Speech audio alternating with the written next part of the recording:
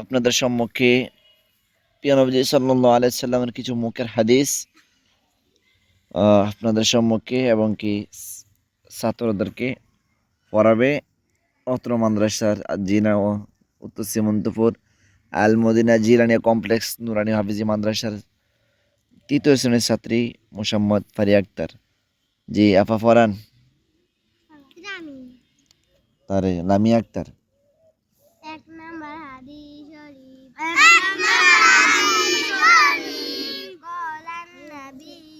قال النبي صلى الله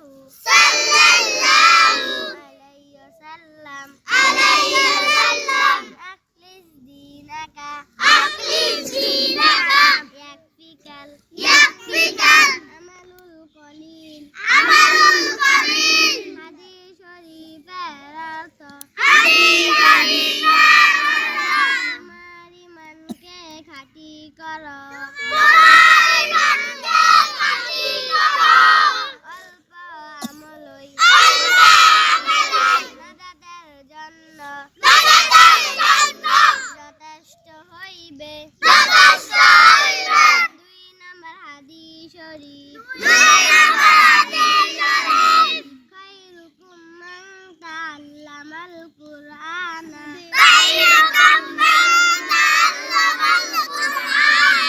ওয়া আল্লামা। হাদিস শরীফের অর্থ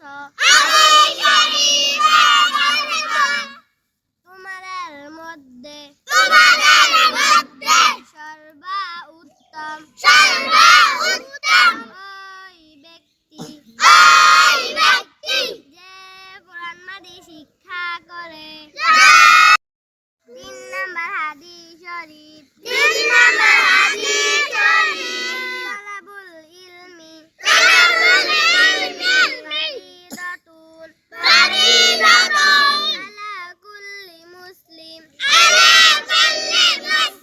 হাদিস শরীফের অর্থ দ্বীনি ইলম তলব করা